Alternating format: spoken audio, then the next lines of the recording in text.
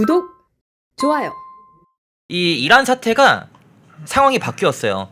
트럼프 미국 대통령이 호르무즈 역봉쇄 카드를 꺼내 들었는데 이게 기가 막히게도 먹혀 들어가는 모양새입니다. 이란이 태세를 전환하면서 협상을 간절히 원하고 있다라는 그런 소식들까지 들려오고 있어요. 그래서 즉 미군이 호르무즈를 봉쇄하겠다라고 나서면서 이 카드가 중국까지 겨냥한 초강수였는데 먹혀들고 있는 것 아니냐 이런 분석까지 나오고 있습니다. 박명 대변인은 좀 어떻게 보십니까? 일단은 호르무즈 해협을 이란이 일방적으로 봉쇄를 하고 사실 본인들에게 유리하게 이제 특정 국가들, 그러니까 패스, 논패스에 대해서 자신들이 판단을 하는 그런 주도권을 가지고 있던 상황이었지 않습니까? 그렇기 때문에 일방적으로 사실 그 미국의 우호적인 국가들에게 페널티가 돌아갈 수 있는 그런 환경이었잖아요. 그래서 그런 부분들이 역대 동맹국들에게도 부담이 됐고 미국에게 빠르게 좀 종전을 시켜달라고 하는 좀 이야기를 하는 그런 명분이 되기도 했었거든요. 그러니까 이란이 완벽하게 밀리고 있는 상황에서 호르무즈 해협 봉쇄 하나만을 가지고, 그러니까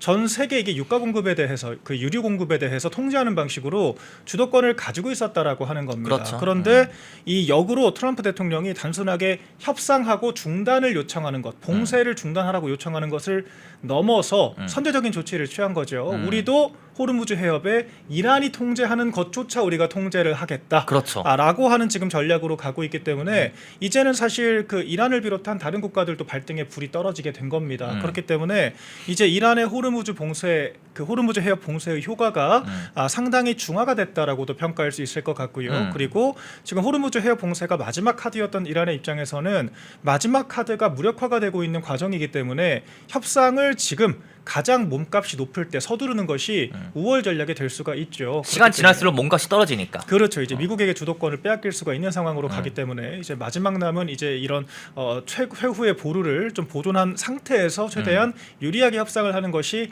좋겠다라고 하는 판단이 작용할 수 있을 것 같습니다. 그래서 미국의 전략이라고 하는 것이 말로만 하는 것이 아니라 직접적인 압박을 가하면서 말로 또 협상을 하겠다라고 하는 지금 양가 두 개 투트랙 전략을 지금 펼치고 있기 때문에 지금 효과적인 접근을 하고 있는 것으로 생각이 되고요. 아무쪼록 좀 빨리 이 문제가 해결이 돼서 우리나라 비롯해서 다른 국가들에게 끼치고 있는 경제적인 이런 압박들도 빠르게 해소가 되어야 할 것 같습니다.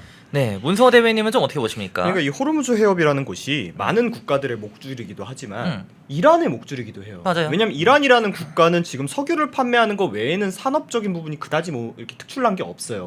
뭐 다른 뭐 3세계 국가들보다는 좀 낫다고는 하는데 이게 아니면 국가 경제가 안 돌아가는 국가예요. 그렇죠. 그런데 지금 전쟁이라고 하는 특수한 상황에서 이 이란이라는 곳이 쉽게 얘기하면 자해 전술을 쓴 겁니다. 왜냐하면 여기가 본인만 다치는 게 아니니까. 그러니까 이게 언제까지 끌고 갈 수 있을 것인가에 대한 분석이 항상 많았어요. 근데 미국이 그 시간을 더 앞당겨 줘 버린 거죠.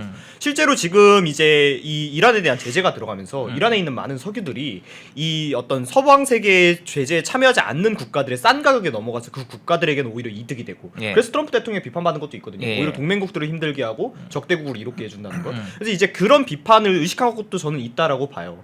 실제로 지금 이란 전쟁이 진행되면서 손해를 보는 많은 국가들은 이 호르무즈 해협을 통해서 석유를 수입해서 무역을 하는 서방 국가들이고 이익을 봤던 국가들은 중국처럼 이 제재에서 빠져나와서 석유를 수입할 수 있었던 국가라든가 아니면 러시아처럼 본인 스스로 석유를 가지고 있는 국가라든가 이런 국가들만 유리했던 거거든요.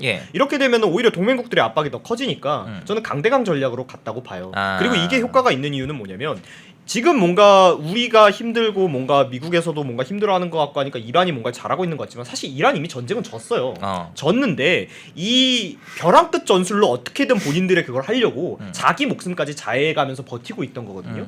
그런데 이제 이렇게 되면 이란뿐만 아니라 다른 국가들도 다치니까 미국이 설마 뭘 못하겠지 했던 건데 그래 그럼 너네 목줄 나 끊어줄게 하고 강대강으로 가버린 거예요. 그럼 벼랑 끝 전술을 언제까지 이란이 버틸 수 있을 것인가. 이란도 먹고는 살아야 되거든요. 그렇죠. 그러니까 이제 아마 이란 쪽에서도 더 이상 버티지 못하는 순간을 좀 더 앞당겨진 것 같고 지금 순간은 힘들 수 있어요. 그 해협이 이제 통제가 돼버리고 미국까지 이제 나서면서 다른 국가들까지 뭐 힘들어지니까 뭐 근데 다른 국가 힘들어지는 건 우리 입장에선 좋죠. 경쟁 국가들이 우리만 힘들었는데 경쟁 국가들이 힘들어지는 거니까 뭐 우리 입장에선 좋은 일인데 그 순간은 힘들겠지만 오히려 끝나는 시간은 빨라질 것이다. 그러니까 어차피 일은 벌려놓은 거고 해결을 봐야 하는데 지금 아무도 손해를 안 보고 아무도 리스크를 안 주고 해결할 수 있는 방법은 없어요. 그러면은 지금 순간 괴롭더라도 빨리 끝나는 전략이 나을 수도 있는데 미국이 그걸 선택한 게 아닌가.